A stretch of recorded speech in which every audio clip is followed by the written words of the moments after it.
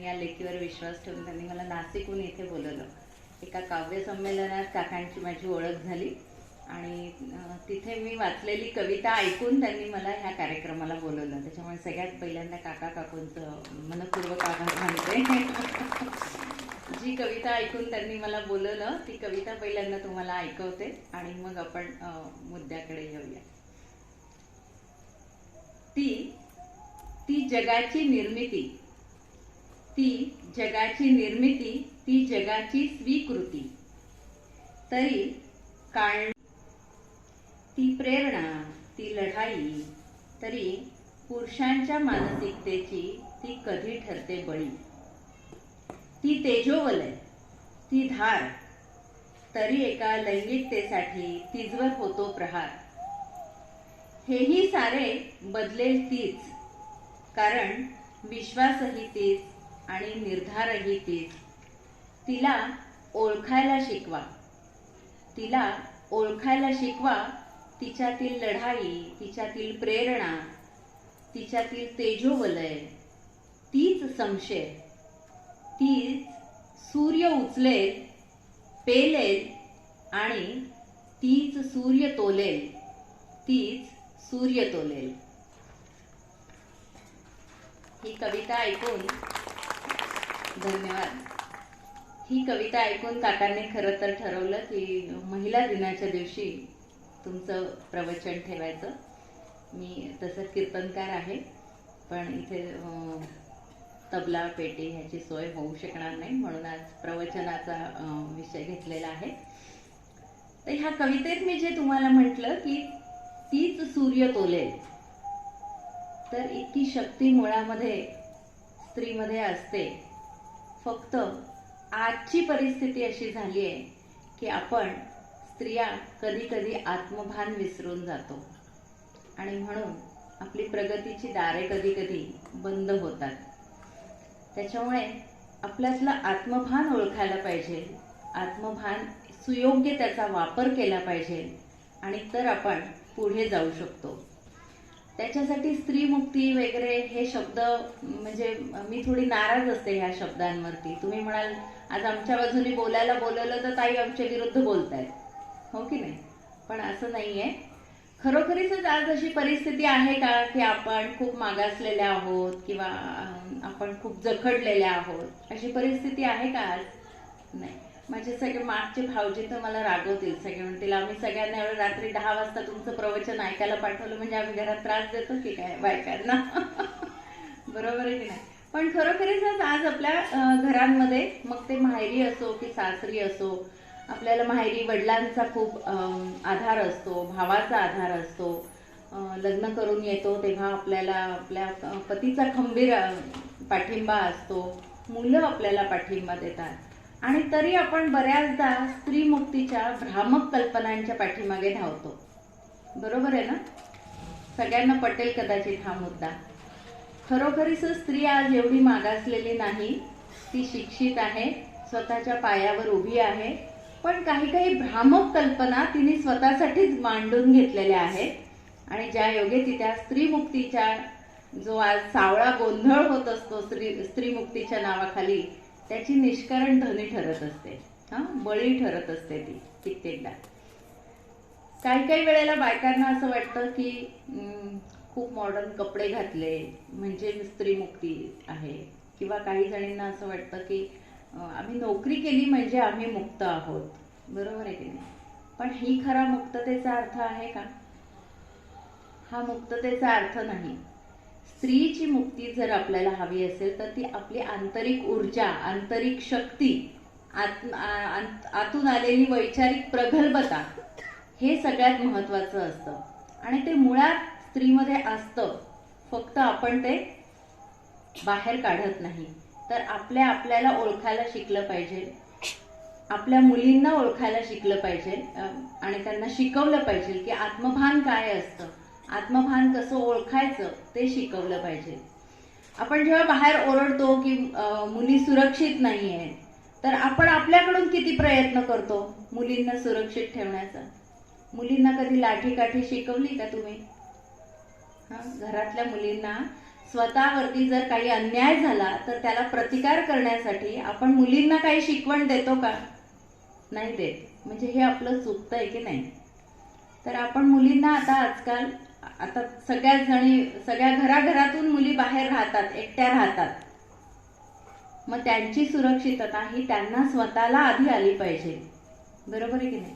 त्यांना स्वतःची मदत ही स्वतःला पहिले करता आली पाहिजे, मग समाजाकडून त्यांना मदत मिळणार आहे, हे आपण लक्षात ठेवलं पाहिजे. आणि म्हणून आजची जी गरज आहे ती मुलींना आपण निदान लाठीकाठी शिकवली पाहिजे. स्वतःचं संरक्षण करण्याची त्यांच्यावरती जबाबदारी आहे, ती त्याच्यात त्यांना परिपूर्ण केलं पाहिजे. बरोबर आहे की नाही? पटलं असेल? किती जणींच्या असतील बाहेर मुली आता शिकायला? रात्री रात्री झोपत नाहीत की नाही? रात्री मुलीचा फोन येईस तर आपण झोपत नाही. बरोबर आहे की नाही? पण इथे बसून तुम्ही फक्त काळजी करू शकता, पण तिला एक एक क्षण बाहेर लढायचं असतं. मग आपण काय करायला पाहिजे? तिला तिच्यातलं आत्मभान शिकवायला पाहिजे. तिला तिची सुरक्षितता कशी ठेवता येईल ह्याविषयी जागरूक केलं पाहिजे. पण आजकाल झालंय काय की स्त्रीमुक्तीचा काहीतरी भ्रामक आपण अर्थ लावून घेतलेला आहे, मुलींनी पण आणि स्त्रियांनी पण, दोघींचंही सांगते मी. म्हणजे आज एक कीर्तनकार म्हणून आमच्या समोर एक मोठं संकट आहे किंवा आम्हाला ते एक आव्हान आहे की लोकांना समजावून सांगायचं की आपल्या गावाच्या वेशीपर्यंत एक मोठं वादळ येऊन पोचलंय आणि ते घराघरांमध्ये केव्हाही येऊन ठेपेल. त्याच्यापासून आपल्याला, आपल्या मुलांना, आपल्याला स्वतःला रोखलं पाहिजे. कुठलं वादळ आहे ते? तर अतिस्त्री मुक्तीच्या नावाखाली आपण मुलींना इतकं सारखं वाढवतो की मुली स्वतः स्त्री आहोत किंवा आपल्यातलं जे स्त्रीत्व आहे हे विसरून गेलेले आहे. बरोबर आहे का ही गोष्ट? किती बातम्या वाचतोय आपण सध्या अशा. तर हे वादळ आपल्या घरापर्यंत येणार नाही ह्याची काळजी आपल्याला घ्यायची आहे. म्हणजे काय करायचं? तर मुलींना मुलींमधलं स्त्रीत्व समजावून सांगायला पाहिजे. आज आपल्याला देवाने ही खूप मोठी शक्ती दिलेली आहे सृजनत्वाची. बरोबर आहे की नाही? आज एक स्त्री पूर्ण घर, पूर्ण कुटुंब सांभाळू शकते, जोडून ठेवू शकते. पण आजकाल मुलींना लग्न करायचे नाहीयेत, मुलीला जन्म द्यायचा नाहीये, म्हणजे मातृत्व स्वीकारायचं नाहीये, ती जबाबदारी स्वीकारायची नाहीये. तर आपलं सगळ्यात मोठं वादळ काय आहे की आज आपलं कुटुंब सांभाळण्याची गरज आहे. कारण कुटुंब जर टिकलं तर आपलं राष्ट्र टिकणार आहे. पण आज अशी परिस्थिती आहे की मुलींना हेच शिकवण्याची गरज भासू लागली आहे. सगळ्या घराघरांमध्ये हे वादळ येऊन पोचणार आहे हळूहळू. म्हणजे आपली लोकसंख्या कमी होत जाणार आहे, आपला धर्म कमी होत जाणार आहे. तर आज सगळ्यात मोठं जे आपल्याला संकट आहे त्याच्यासाठीची ही नांदी आहे असं समजायला पाहिजे आपण, आणि त्याला तोंड देण्यासाठी आपण समर्थ झालं पाहिजे. त्याच्यामुळे आपल्याही मनातल्या भ्रामक समजुती काढून टाकायच्या की स्त्री मुक्ती म्हणजे काय आहे, आणि मुलींच्याही मनातल्या त्या समजुती काढून टाकायला पाहिजे. खूप मॉडर्न कपडे घातले, उघडे वागडे कपडे घातले म्हणजे स्त्री मुक्त असते का? मुलींचा आज असा तोही गैरसमज झालेला आहे की नाही की आम्ही खूप मॉडर्न कपडे घातले की आम्ही मुक्त आहोत. पण जेव्हा या कॉर्पोरेट क्षेत्रात काम करतात, तिथे सेक्शुअल हॅरासमेंटला तोंड द्यावं लागतं, तेव्हा त्या मुक्ती वगैरे सगळं विसरून जातात आणि नोकरी सोडून घरी बसतात किंवा डिप्रेशनमध्ये जातात. म्हणजे नैराश्य येतं त्यांना. का बरं? कारण आपण मुलींना ही महत्वाची गोष्ट समजावून सांगत नाहीत की तुझ्यातली शक्ती काय आहे, तुझ्यातलं आत्मभान काय आहे. तर आज आपल्याला त्या गोष्टीची जास्त गरज आहे. आपल्या समाजामध्ये आपण पूर्वापार किती म्हणजे आपल्याकडे मातृसत्ताक पद्धत होती. एक काळ आपल्याला शिकण्यासाठी लढा द्यावा लागला. पण त्याच्या अगोदर जर आपण वेद काळापासून बघितलं तर म्हणजे शास्त्रार्थाच्या चर्चांचे न्यायाधीश होण्याची इतकी पात्रता स्त्रियांमध्ये होती आणि ह्या घटना घडलेल्या आहेत. शंकराचार्याने जेव्हा शास्त्रार्थावर चर्चा केली तेव्हा त्याचे न्यायाधीश म्हणून एका विदुषीने काम केलेलं होतं.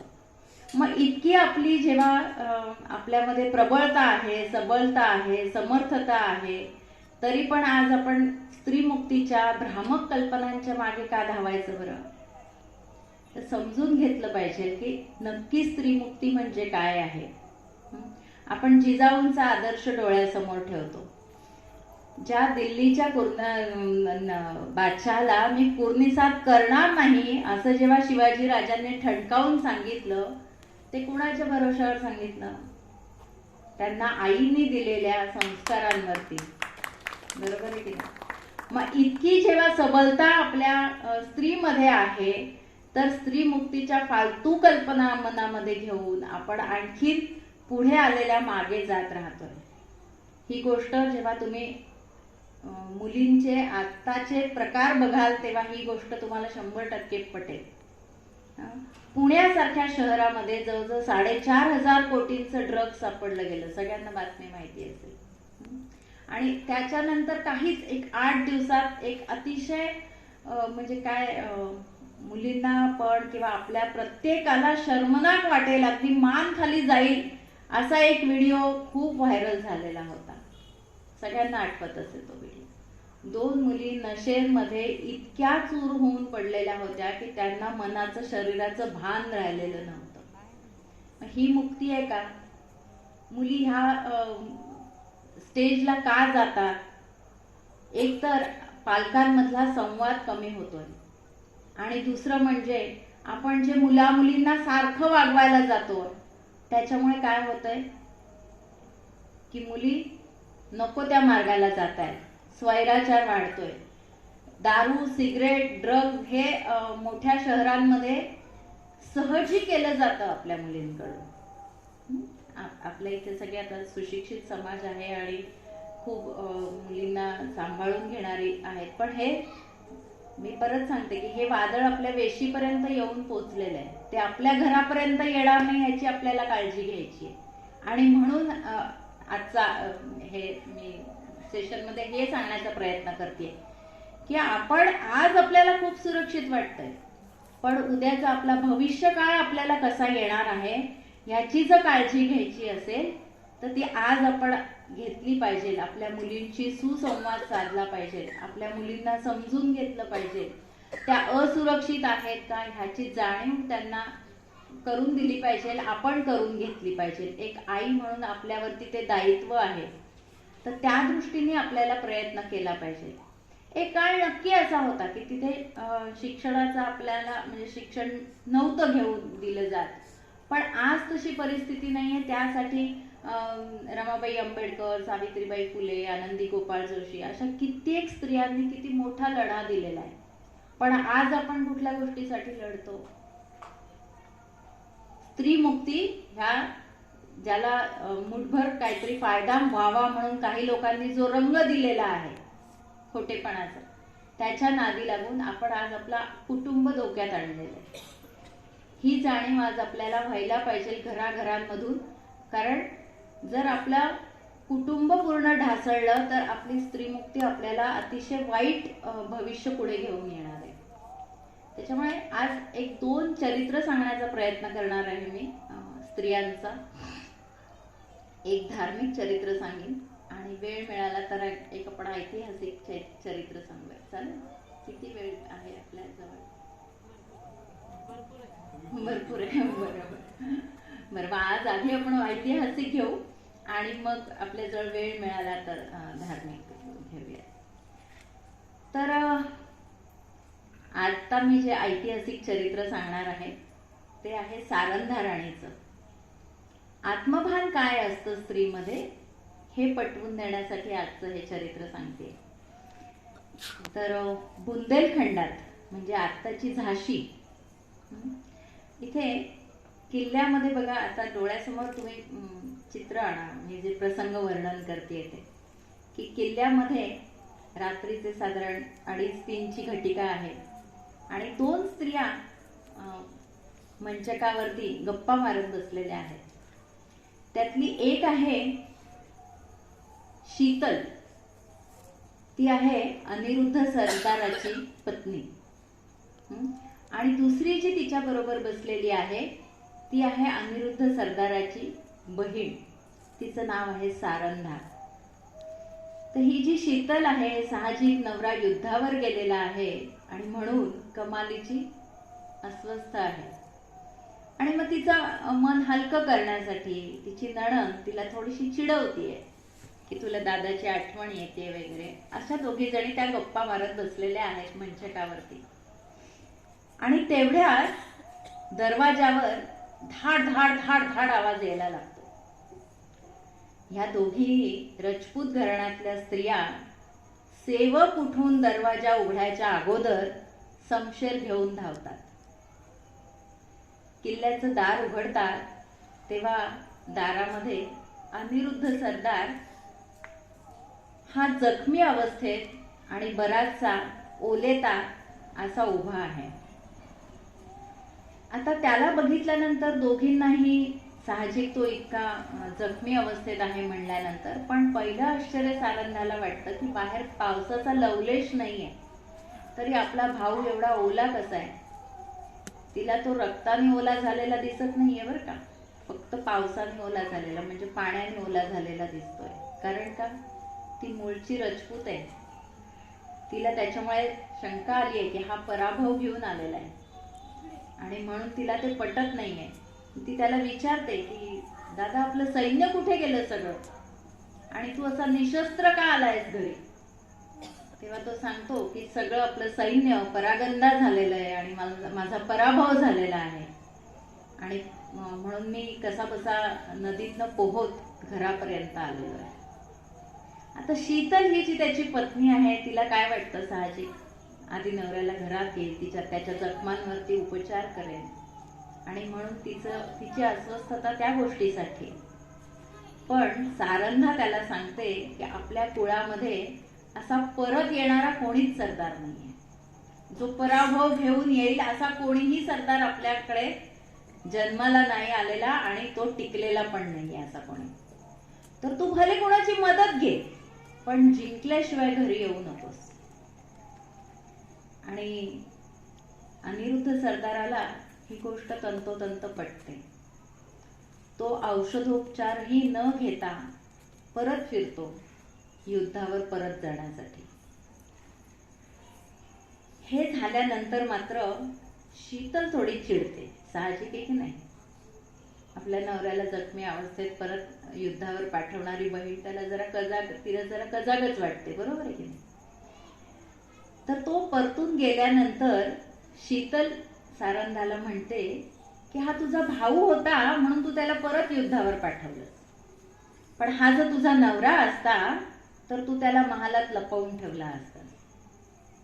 त्यावर सारंगा, जिच्याजवळ आत्मभान आहे, जिच्याजवळ खरी स्त्रीत्वाच्या शक्तीची जाणीव आहे, ती काय उत्तर देते, हा भाऊ होता म्हणून मी त्याला युद्धावर पाठवला. जर माझा नवरा असा पराभव घेऊन आला असता तर खंजीर खुपसून मारून टाकला असता आणि त्याच्या मागे मीही जीव दिला असता. हे दोघींचं बोलणं होतं, दोघी जणी शांत होतात, पण थोडी शीतल साहजिक आहे नंदेवर नाराज होते आणि दोघींमध्ये आबोला सुरू होतो. काही दिवस जातात. एकीकडे अनिरुद्ध सरदार हा मित्र राज्यांची मदत घेतो आणि युद्ध जिंकतो आणि परतून किल्ल्यामध्ये येतो.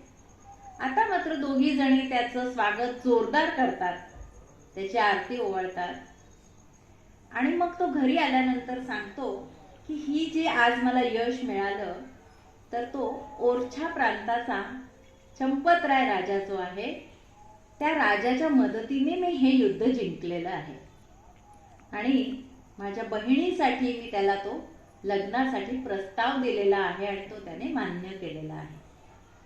साहजिकच सारंगाचं आणि चंपतराय राजाचं लग्न होतं, बरोबर. एक सरदाराची बहीण असलेली ही सारंगा ओरछा प्रांताची राणी होते. हे आत्मभान आहे बरं का. मी परत एकदा सांगते की हे चरित्र आज मी निवडलं एवढ्यासाठी की आत्मभान तिचं प्रत्येक क्षणी तिचं आत्मभान आपल्याला दिसून येईल. त्याच्याशी लग्न झाल्यानंतर लग्न व्हायच्या अगोदर शीतल त्याच्याकडे जाते चंपतराय राजाकडे आणि त्याला सांगते की तुम्ही लग्नाला तर तयार झाले आहात पण आमच्या सारंधाने अशी प्रतिज्ञा केलेली आहे की जर पराभव घेऊन राजा घरी आला तर त्याला मी खंजीर खुपसून मारून टाकीन आणि त्याच्या मागे माझा पण जीव देईन. तिला असं वाटतं, कुठेतरी मनामध्ये राहिलेलं आहे ना की आपल्या नवऱ्याला जखमी अवस्थेत तिने परत पाठवलं. नंदा भावजया असत्या, सगळ्यांना अनुभव असेल आहे की नाही. पण ओरछा राजाचा हा जो चंपतराय आहे तर तो सांगतो की अशा स्वाभिमानी पत्नीचं मी फार गर्वाने माझ्या महालात स्वागत करेन. मला अशाच पत्नीशी विवाह करायचा होता. आणि त्याच्यामुळे त्यांचा विवाह पार पडतो आणि ही जी सारंधा आहे ती ओरछा प्रांताची राणी म्हणून तिथे जाते. आता जेव्हा ह्याला माहिती आहे की ही अशी स्वाभिमानी स्त्री आहे, तो तिला आपल्या राज्यकारभारात सुद्धा समाविष्ट करून घेतो. आता हा तुम्ही विचार करा, केव्हाचा काळ आहे साधारण, ही मस्तानीची आजी आहे, म्हणजे त्याच्या आधीचा काळ आहे हा. त्या काळामध्ये त्यांनी त्या राणीला आपल्या राज्यकारभारात समाविष्ट करून घेतलं तरी आपण म्हणतो स्त्री ही अबला असते, हो की नाही. आपणच आपल्याला अबला करून घेत असतो.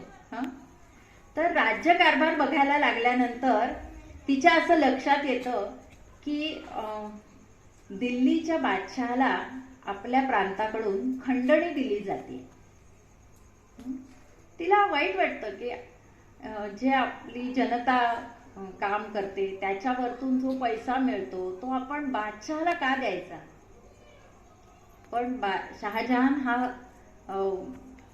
पूर्ण भारताचा तेव्हा बादशाह होता आणि म्हणून खंडणी द्यावी लागत होती. मग ही काय सांगते, बंद करू आपण खंडणी. परत एकदा तिच्या आत्मभानाची प्रचिती बरं का. इतकं धैर्य कुठून आलं असेल तिच्याकडे. ती सांगते की खंडणी आपण बंद करायची. चंपतरायला जरा आश्चर्य वाटतं की खंडणी बंद केली तर आपल्यावरती साहजिक स्वारी होऊ शकते, आपलं प्रांत आपला धोक्यात येऊ शकतो. तेव्हा ती सांगते की आपण आजूबाजूच्या सगळ्या राजांची मदत मागून सगळ्यांची खंडणी बंद करायची आणि एक मित्र राज्य तयार करायचं आणि त्या बळावरती आपण ही खंडणी बंद करायची. खंडणी बंद होते. थोडा काळ गेल्यानंतर जेव्हा बादशहाला हे कळतं, शहाजहानला जेव्हा हे कळलं, साहजिकच तो स्वारी करायला आलाय. ही सारंधा घोड्यावर बसून त्याचा पूर्ण पराभव करते आपल्या समशेरीच्या जोरावर. या घटना इतिहासात लिहिलेल्या आहेत बरं का. तिच्यासाठी एक जोरदार टाळ्या होऊ द्या. खरं म्हणजे की तिने दिल्लीच्या शहाजहानला घोड्यावरून पाडून त्याचा पराभव केलेला आहे.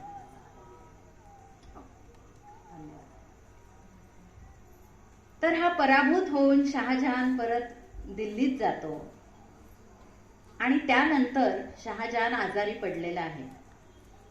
आता त्याचे मुलं, आपल्याला सगळा इतिहास माहिती आहे, जो आपल्या शाळांमध्ये तोच जास्ती शिकवला गेलेला आहे, हो की नाही. मुघलांचा इतिहासच जास्त शिकवला गेलाय. सारंधा नाही शिकवली गेली, जिजामाता नाही शिकवली गेली, आहे की नाही. हे दुर्दैव आहे आपलं.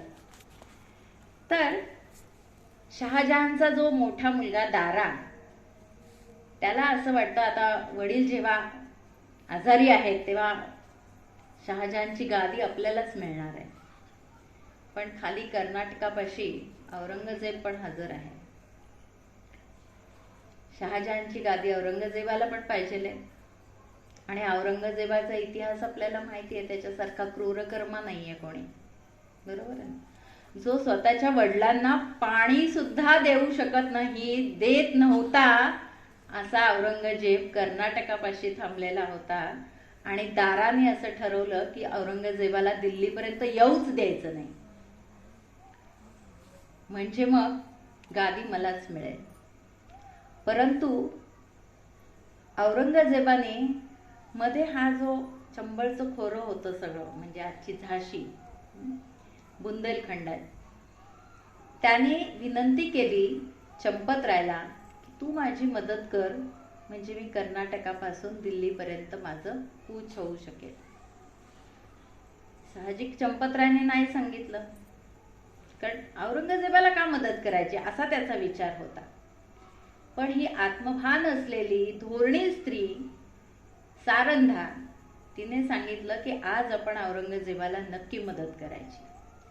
ज्या शहाजहानला तिने घोड्यावरून पाडून पराभव केलेला होता त्याच्याच मुलाला मदत करायचा ती प्रस्ताव ठेवते. किती दुराळा मी विचार करते बघा हा. तिने काय सांगितलंय की आज जर आपण औरंगजेबाला मदत केली तर दिल्लीवर आपलं वर्चस्व राहणार आहे. बरोबर आहे की नाही? कारण उद्या होऊन औरंगजेब तिथे बसणार आहे त्या गादीवर, आणि म्हणून तिने औरंगजेबाला मदत करायचं ठरवलं, तेही दाराच्या विरुद्ध. आणि परत एकदा लढाईमध्ये जिंकून तिने औरंगजेबाला दिल्लीपर्यंत जाऊ दिलं. ह्या लढाईमध्ये दाराचा सरदार होता वली. हा पण इतिहास आपल्याला सगळ्यांना माहिती आहे. जितका क्रूरकर्मा औरंगजेब आहे तितकाच क्रूरकर्मा वली आहे. आणि त्याला सुद्धा तिने पराभव केलाय आणि औरंगजेबाला ती दिल्लीपर्यंत जाऊ देते. साहजिक पुढचा इतिहास आपल्याला माहिती आहे की औरंगजेब गादीवर बसला आणि राज्यकारभार सुरू झाला. पण त्याच्यामुळे 8-10 वर्ष ह्या ओरछा प्रांतावरती कोणीही स्वारी केली नाही.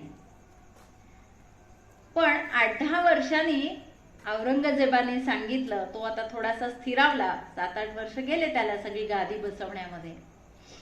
त्याने सांगितलं की आता हिला म्हणजे चंपतरायला मी थोडी जहांगिरी देईल ग्वाल्हेरची, म्हणजे तो कायमचा माझ्या हातात राहील. आणि म्हणून त्याने याला निमंत्रण पाठवलेलं आहे. पण सारंधाला ते बिलकुल पटत नाही. सारंधा म्हणते आपण त्याचं म्हणजे दास्यत्व पत्करून का राहायचं? बरोबर आहे की नाही? आज त्यांनी जहांगिरी दिली म्हणजे तो जे सांगेल ते ऐकायचंय आपल्याला, नाही घ्यायची आपल्याला जहांगिरी. पण चंपतराय तिला समजवतो की ठीक आहे, आपण निदान दिल्लीपर्यंत जाऊ आणि मग ठरवू आपल्याला ती जहांगिरी घ्यायची की नाही घ्यायची. पण सारंधा मनातून पक्क ठरवून गेलेली आहे की मी ग्वाल्हेरची जहांगिरी घेणार नाही. आणि ते दिल्लीत जाऊन थांबले. आता ह्या 8-10 वर्षात चंपतरायकडे पण पुष्कळ घटना घडलेल्या आहेत. तिने छत्रसाल राजाला जन्म दिलेला आहे, म्हणजे पुढचा तो छत्रसाल राजा. तर छत्रसाल पण आता 7-8 वर्षाचा झालेला आहे आणि असे सगळा परिवार तो दिल्लीमध्ये जाऊन थांबलेला आहे. जेव्हा ही जहांगिरी द्यायची ठरतीये तोपर्यंत छत्रसाल घोड्यावरून रपेट करतोय दिल्लीमध्ये. छोटा आहे पण तो ज्या घोड्यावरून रपेट करतोय तो घोडा सारंधाने वलीचा जिंकलेला घोडा आहे. परत एकदा आत्मभान लक्षात घ्या तिचं, की ज्या घोड्यावरून छत्रसाल फिरतोय तो घोडा वलीचा लाडका घोडा होता आणि जो तिने युद्धात जिंकलेला होता. साहजिकच वलीने काय केलं, 7-8 वर्षाच्या मुलाला घोड्यावरून पाय उतार केलं आणि घोडा आपल्या ताब्यात घेतला. परत एकदा आत्मभान बघा मग तिचं. मी हे वारंवार का सांगते की हे आत्मभान प्रत्येक स्त्रीमध्ये असलं पाहिजे. तिने सांगितलं जी गोष्ट मी युद्धात जिंकलेली आहे ती मी कदापि कोणाला देणार नाही. बरोबर आहे ना? तिच्या दृष्टीने तो अगदी योग्य निर्णय होता आणि असा धाडसाचा निर्णय प्रत्येक स्त्री घेऊ शकते. तेव्हा तिने सांगितलं की मी तो घोडा त्याला देणार नाही आणि म्हणून ती परत एकदा चालून गेली वलीवर आणि तिने घोडा जिंकून ती परत जेव्हा महालात आली तेव्हा औरंगजेबाने तिला सांगितलं की वली हा माझा सगळ्यात मुख्य सरदार आहे, त्याचा घोडा तू नाही घेऊ शकत. आणि म्हणून तिला तो घोडा परत द्यायला सांगतो. ती सांगते मी मेले तरी हा घोडा देणार नाही परत. आणि ती त्याच घोड्यावर बसून रपेट करत आपल्या ओरछा प्रांतात परतते. साहजिकच मागून चंपतराय आणि छत्रसाल पण परत येतात. पण ह्या सगळ्या गोष्टींनी अपमानित झालेला औरंगजेब काय करेल, परत चाल करून आलाय. आणि तो चाल करून आल्यानंतर ही लढाई जवळपास 4 वर्ष चाललेली आहे. 4 वर्ष सारंधा निकराचा लढा देते औरंगजेबाला. म्हणजे ती काय ताकदीची असेल विचार करा. आणि साधारण 4-4.5 वर्ष झाल्यानंतर हा चंपतराय थोडा आजारी पडलेला आहे. लढाई चालू आहे, किल्ला ती सतत जिंकून ठेवलेला आहे तिने, परंतु हार मानलेली नाहीये. परंतु हा आजारी पडल्यानंतर मात्र तो तसाच आजारी असतानाच लढत असताना असा एक क्षण येतो की आता चंपतराय हारणार आहे हे दिसायला लागतं. तिला पण पटतं की आता आपण ही लढाई नाही पुढे नेऊ शकत आहे. त्याच वेळेला तहाला पाठवलेल्या छत्रसाल राजाला, म्हणजे तेव्हा तो साधारण 10-12 वर्षाचा असेल, त्याला हा औरंगजेब आणि वली साहजिक कैद करून ठेवलेले. म्हणजे इकडे नवरा खूप आजारी आहे, मुलगा तिकडे कैदेत आहे आणि 4-4.5 वर्ष निकराने ती लढा देतीये सारंधा एकटी. आणि जो क्षण येतो की आता समोर दिसतोय पराभव, अशा वेळेस चंपतराय तिला म्हणतो की तुझी प्रतिज्ञा आता पूर्ण करण्याची वेळ आलेली आहे. आणि वली समोरून धाव घेऊन आलेला असताना वार करणार त्यावेळेला या सारंधाने खरोखरीच खंजीर खुपसून चंपतरायला मारून टाकलेला आहे आणि पुढचा खंजीर आपल्या पोटात घातलेला आहे. ऐकता नाही काटा येतोय ना अंगावर. पण अशा स्त्रिया होऊन गेल्या आहेत. पण हे बघून वलीनी तिला सांगितलं की जर तुझ्यासारखी स्वाभिमान बहीण मला असती तर मी आज औरंगजेबाची, उद्याला शहाजहानची, परवाला दाराची अशी चाकरी केली नसती. तुझ्यासारखा स्वाभिमान माझ्यात पण यायला पाहिजे होता. तर आज मी तुला माझी बहीण मानतोय. आणि ह्या क्षणी म्हणजे दोघही जण आता मरणाच्या दारात आहेत. वलीने सांगितलं की तू आज काहीतरी माझ्याकडे माग, ते मी आज देणार आहे बहीण म्हणून. हा किती मोठा सन्मानाचा क्षण आहे बघा.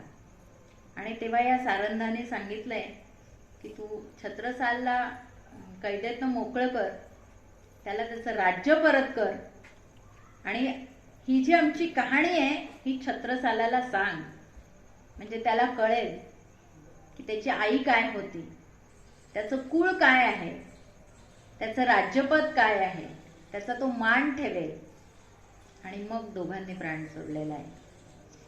आणि मग वलीनी छत्रसालाला कैदेतनं मुक्त केलेलं आहे आणि त्याला त्याचं राज्यही परत दिलेलं आहे. आणि त्याला ही कहाणी त्यांनी आईची म्हणजे राणी सारंधाची जी सांगितली आहे ती जेव्हा छत्रसाल राजा छत्रपती शिवाजी महाराजांना सांगतो तेव्हा त्या सारंधाची आठवण म्हणून शिवाजी महाराजांनी आपली तलवार छत्रसालाला दिलेली आहे आणि सारंधाला त्यांनी नमन केलेलं आहे. आपण पण अशा स्त्रीला नमन करायला हवं. आता आपल्याजवळ वेळ आहे पक्का तर, कारण धार्मिक आहे ते मोठं आहे आपलं चरित्र. शेवटपर्यंत कोणाला झोप नाही ना आलेली? नाहीतर दुसरं चरित्र थांबवूयात आपण. हा, हे चरित्र ऐतिहासिक मी पहिल्यांदा एवढ्यासाठी सांगितलं की स्त्रीचं आत्मभान हे जोपर्यंत जिवंत आहे तोपर्यंत आपण फार मोठा इतिहास घडवू शकतो. हे प्रत्येक स्त्रीने लक्षात ठेवलं पाहिजे. हे तर एक ऐतिहासिक झालेलं आहे. परंतु ज्या स्त्रीने धर्म सांभाळलेला आहे, धर्माचं रक्षण केलेलं आहे, स्त्रियांना शिकवलेलं आहे, अशा एका धार्मिक स्त्रीचा अजून एक चरित्र सांगते. शेवटपर्यंत कोणी कंटाळलेलं नाहीये ना? कंटिन्यू करूयात ना आपण. तर दुसरं जे चरित्र आहे ते संत वेणा स्वामींचं आहे. ऐकलंय कोणी नाव? संत वेणा स्वामी या समर्थ रामदासांच्या पट्टशिष्या ज्यांना उभं राहून कीर्तन करण्याचा मान मिळाला, ज्या काळात स्त्री कीर्तन करू शकत नव्हती, त्या काळात ही विधवा स्त्री कीर्तन करत होती. म्हणजे तिचंही चरित्र किती जाज्वल्य असेल याचा विचार करा. आता जशी आपण ऐतिहासिकाला सुरुवात केली, ह्या पण चरित्राची एक थोडीशी पार्श्वभूमी सांगताना मी सांगेल की वाडा आहे मोठा बघा देशपांड्यांचा. गोठ्यामध्ये गाय व्यायली आहे नुकतीच. कशावरून? कारण अजून वासरू उभं नाही राहिलेलं. आणि स्वयंपाकघराच्या खिडकीतनं सासूबाई जरा अंगणात बघतायत. सगळ्या सासवा आहेत बरं का इथे. सगळ्या सासवांचं हेच काम असतं का? मी पण सासू आहे बरं का. तर त्या अशा खिडकीतनं बघतायत आणि तुळशी वृंदावनापाशी एक आलवण घेतलेली पोरसौदा स्त्री काहीतरी वाचत बसली होती. आता ह्या वाक्यांमधनं महत्वाच्या गोष्टी काय लक्षात आल्या? पोरसौदा स्त्री म्हणजे तिचं वय अतिशय लहान आहे, पण ती आलवण घेतलेली आहे. आलवण घेणं म्हणजे माहिती असेल सगळ्यांना.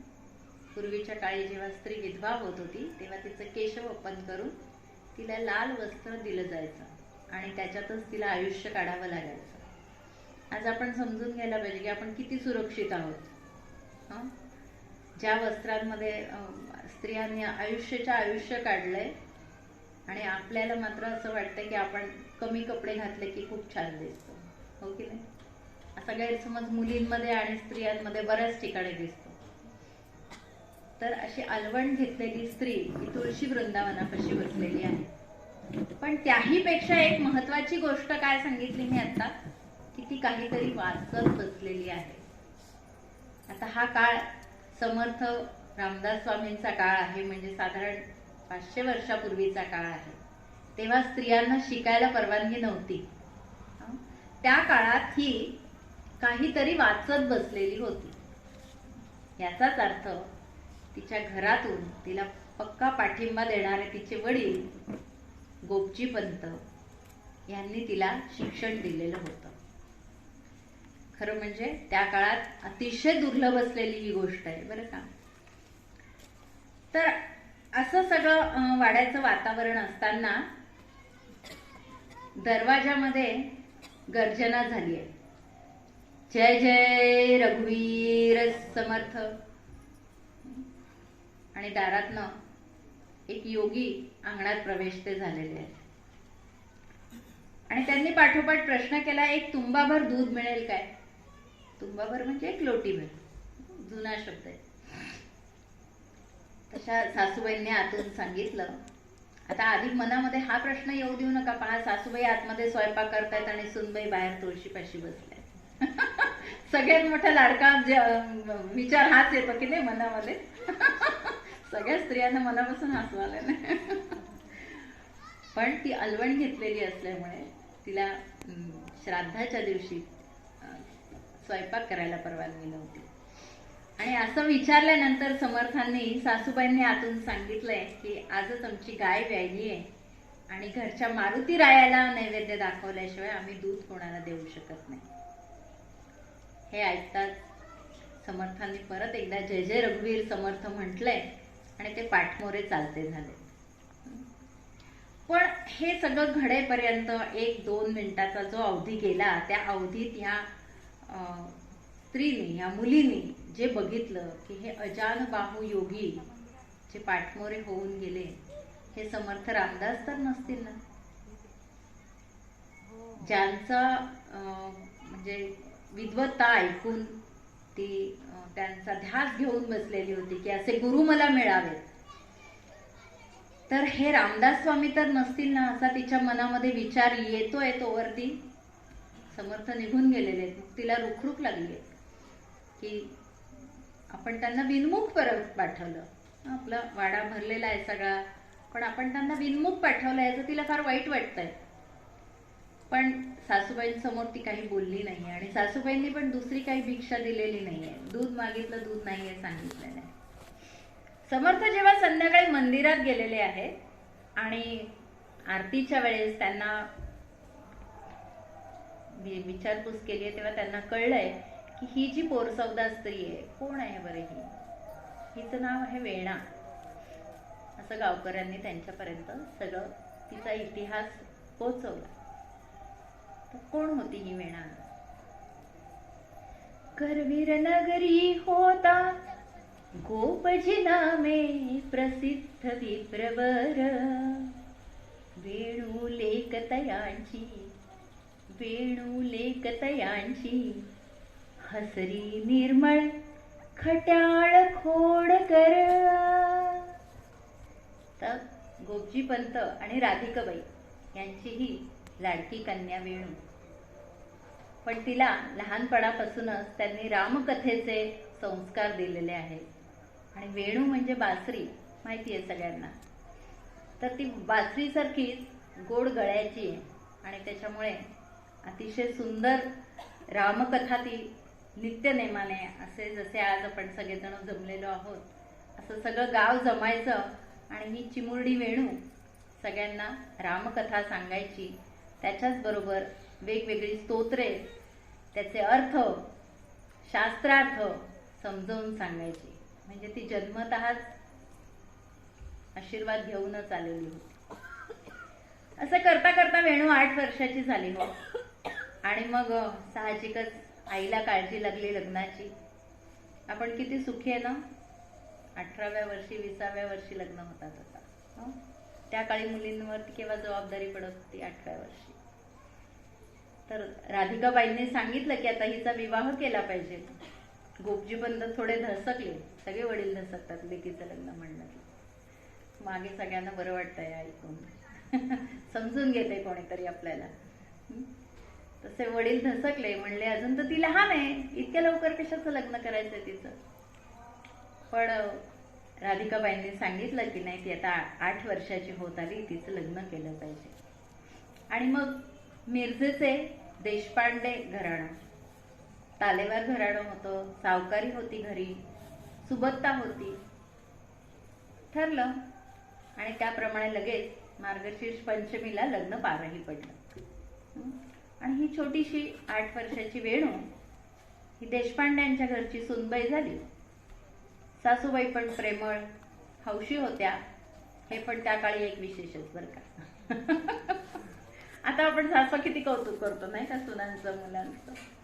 पण त्या काळी पण त्या अशा होत्या की ज्यांनी अगदी खूप आनंदाने वेणूला घरी बोलवलं. म्हणजे घरी तिचं स्वागत केलं.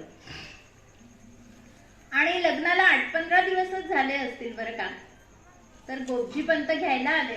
परतावणीचा सगळ्यांना माहिती आहे ही पद्धत. त्याप्रमाणे गोपजी पंत घ्यायला आले की मुलीला 4 दिवस आम्ही घरी घेऊन जातो. आणि म्हणून तिच्या सासूबाईंनी तिला 4 दिवस माहेरी पाठवायचं ठरवलं. आणि घोडागाडी करून वेणू माहेरी आली.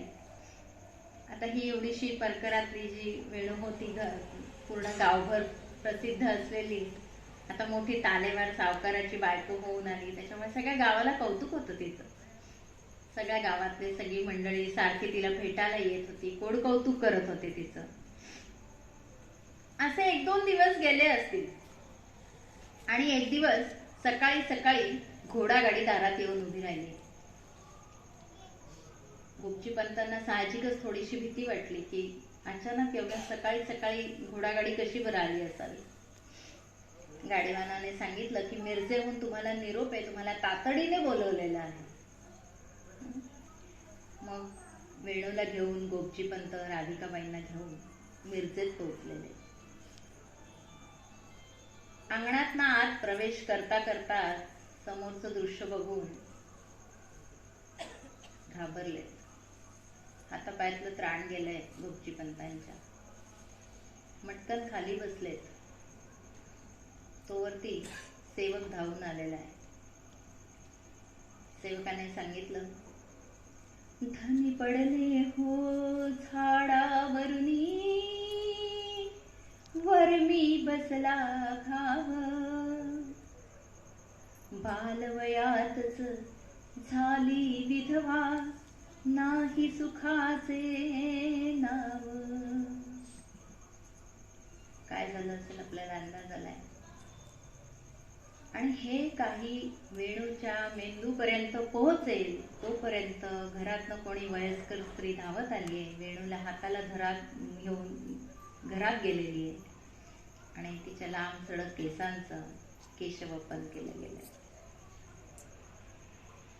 आणि मग पुढचे काही दिवस वेणूला काहीच कळलेले नाही.